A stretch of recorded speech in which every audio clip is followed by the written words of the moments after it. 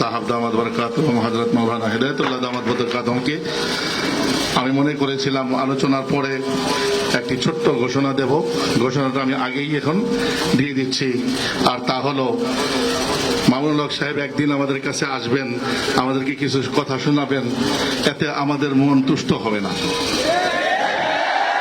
তাকে বারবার আমাদের মাঝে পেতে চাই। আপনারা ঠিক চান কি না?